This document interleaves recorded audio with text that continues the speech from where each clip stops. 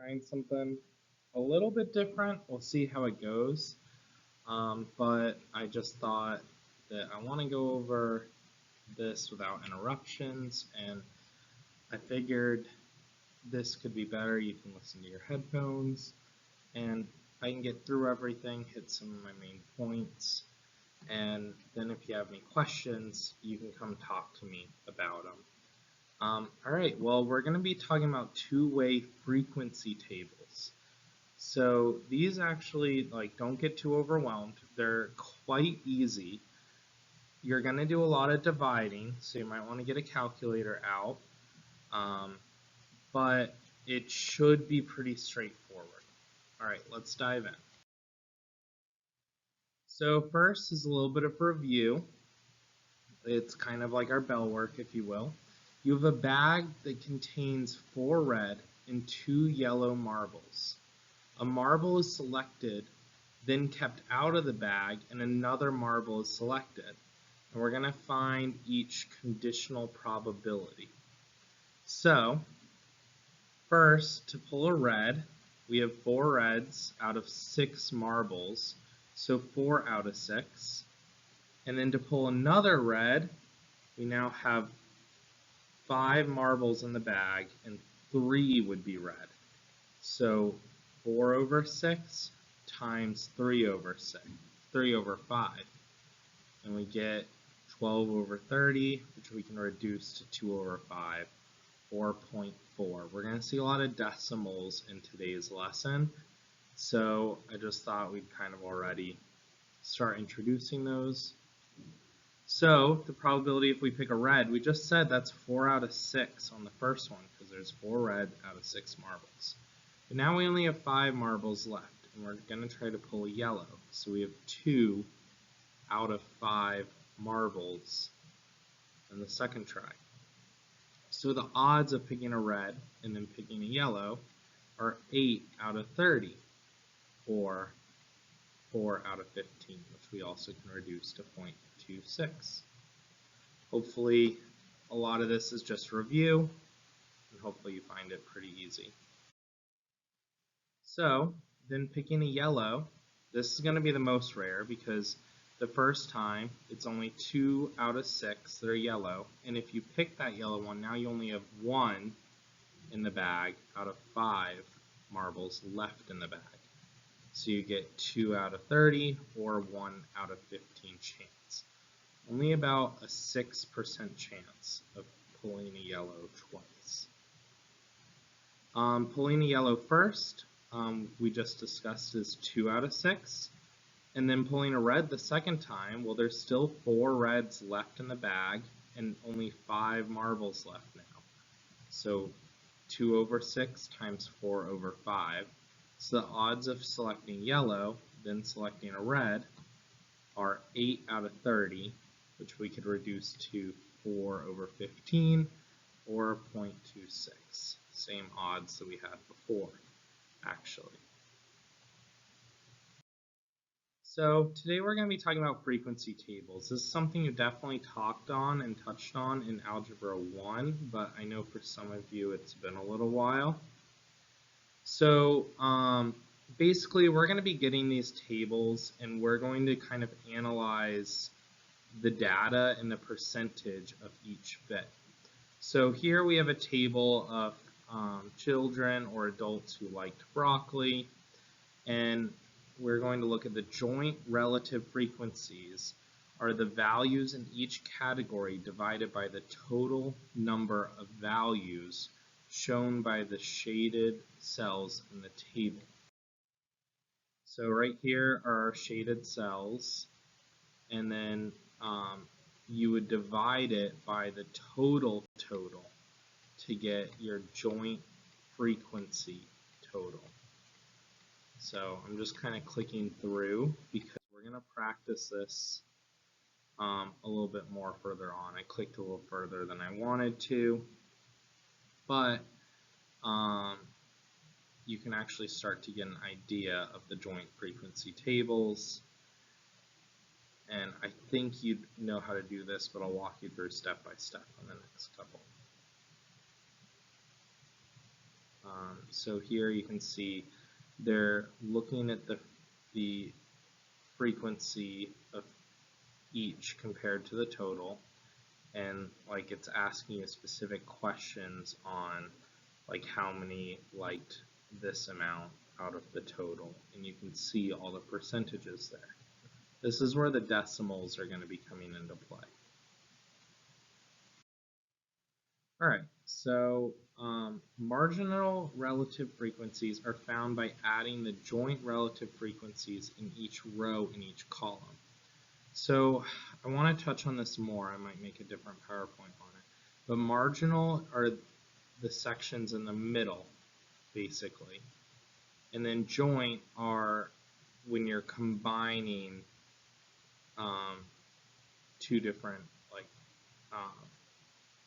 pieces. It'll make more sense in a minute. And then there's conditional relative frequency, which we're going to talk a little bit further on, which is like an if statement. So like if you already know that they voted no for something, or they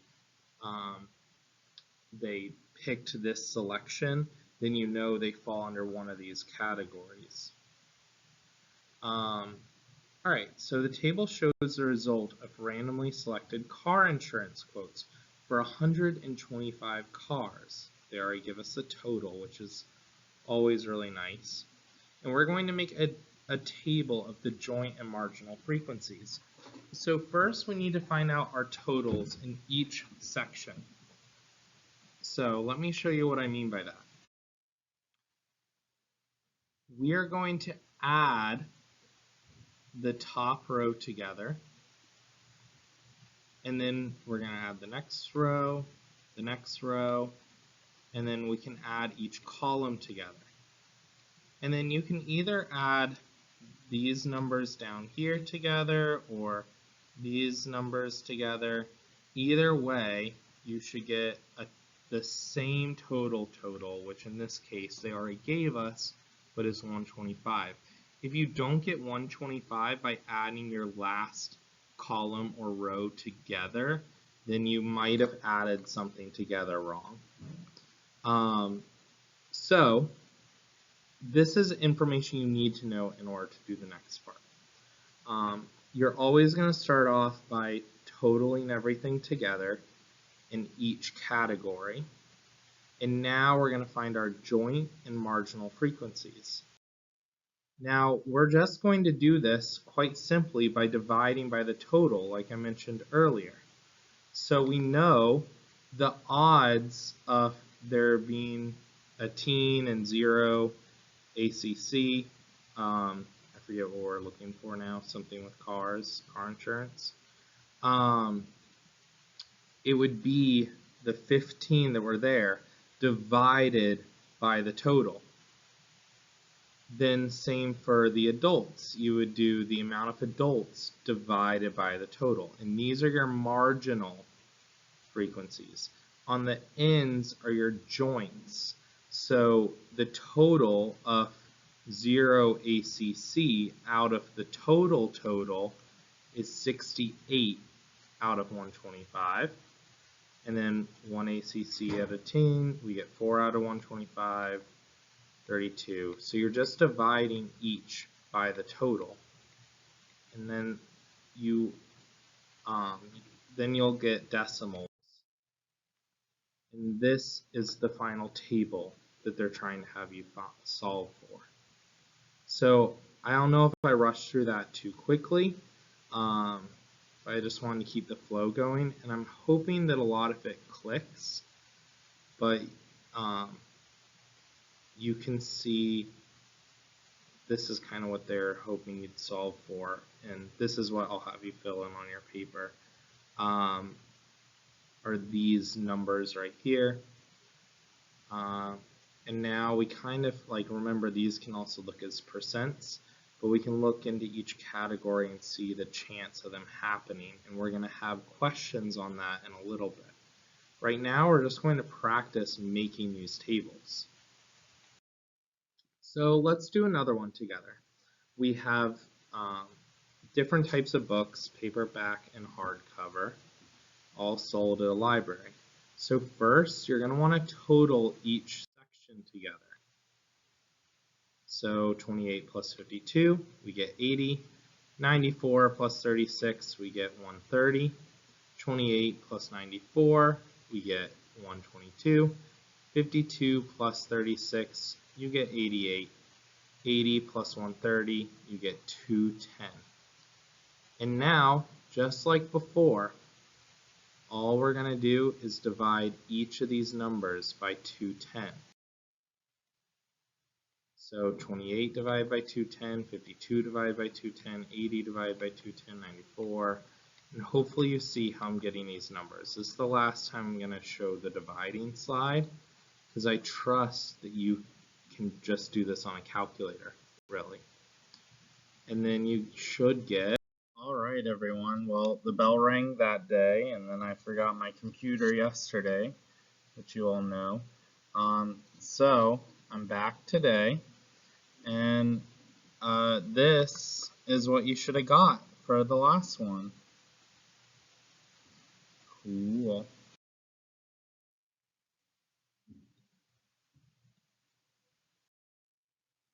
Alright, so here we have a reporter asked 150 voters, perfect, it gave us the total, if they plan to vote in favor of a new library and a new arena. The table shows the results.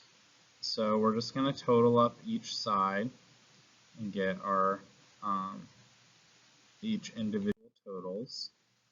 I'll have you try it quick on your own if you'd like.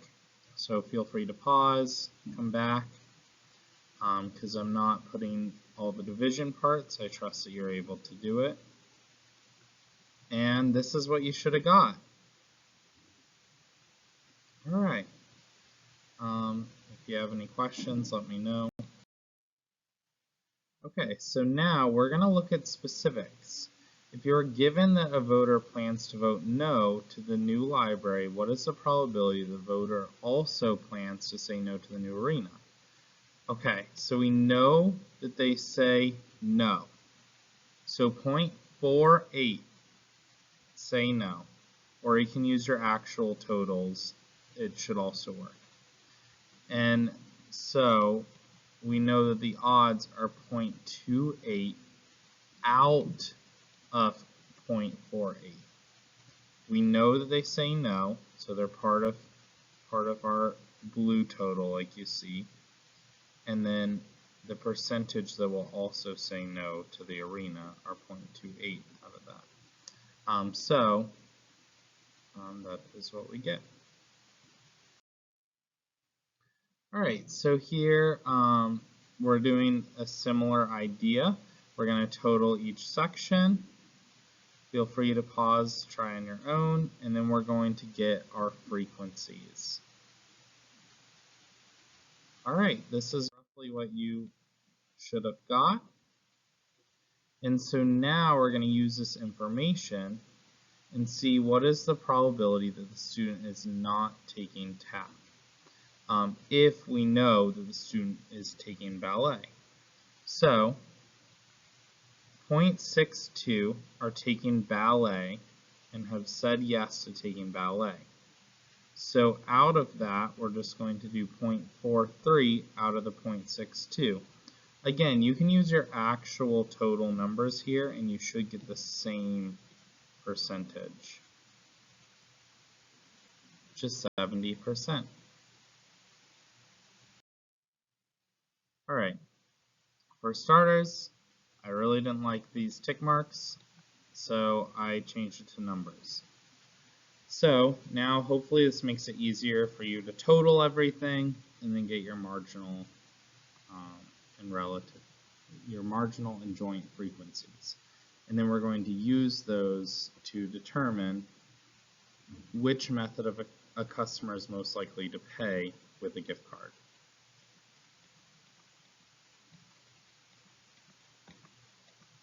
So there are totals.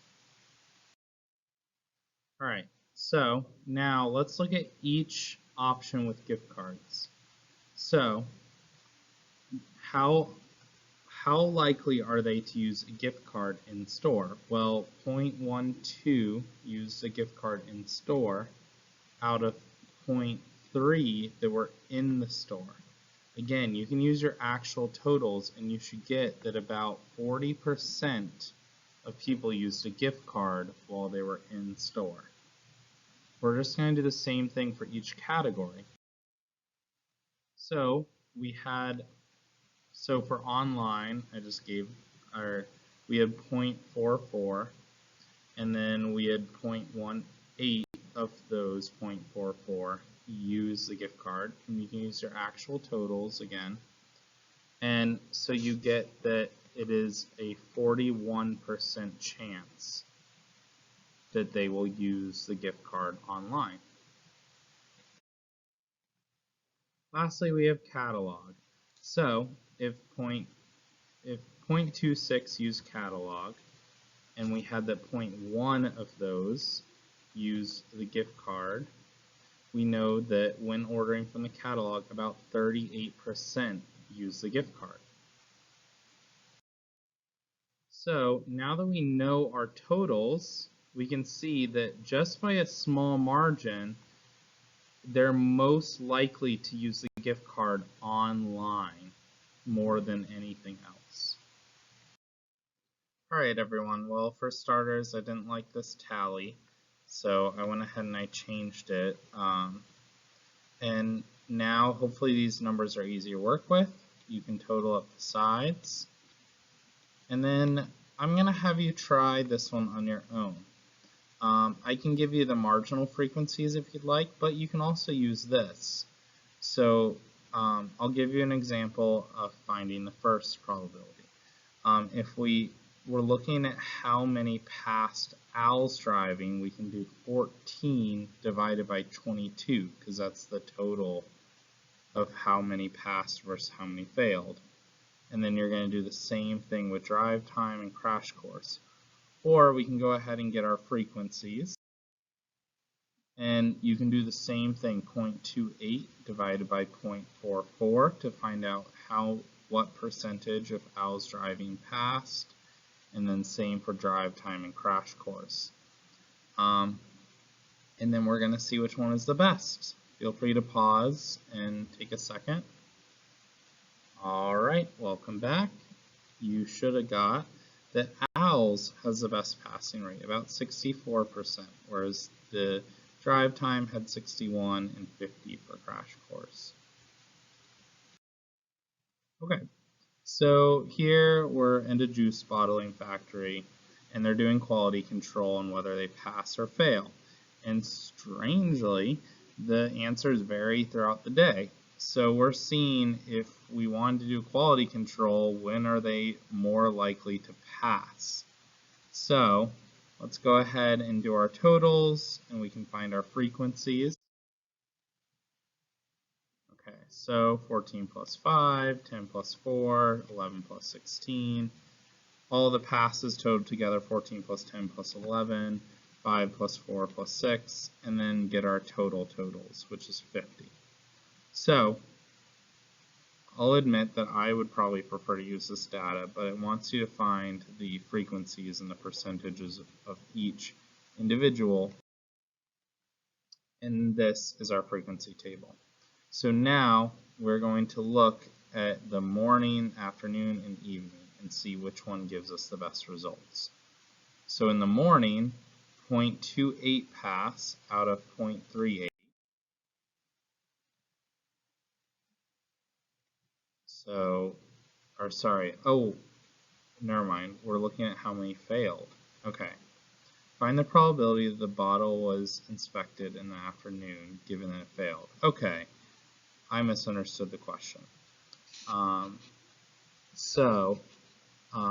kind of assumed it was going to be the same as the last one, and for whatever reason, I'm going to keep this in because I only have a limited time till third period starts. Okay, so what is the probability that the bottle was inspected in the afternoon given that it failed? So we know that it failed, so we know it's the total of the failed category divided by, or on the top of we're going to use how much failed in the afternoon. So we get that it is 27% likely that if we know it failed in the afternoon. Alright, so determine which shift a bottle is most likely to pass inspection. Okay, this is what I had remembered. So we can see that in the morning it is 0.28 out of 0.38. So it is 74% likely to pass when inspected in the morning. So let's see if the others are more likely or less likely. Now we're going to do the afternoon, so 0.2 divided by 0.28, and we get that 71% likely. And then we are doing the evening, and we do 0.22 divided by 0.34, and we get that the odds are 65% likely to pass in the evening. So we don't want to get inspected in the evening. So judging by that information, we saw that it was more likely to pass in the morning. It was 74% chance compared to 71 and 65. So it gets less likely to pass as the day goes on, which kind of makes sense if it's like if you're thinking about expirations or anything like that. Things are likely to go bad in longer periods of time. Alright, well, the assignment's going to be just like this. I'm hoping you found this pretty easy and straightforward.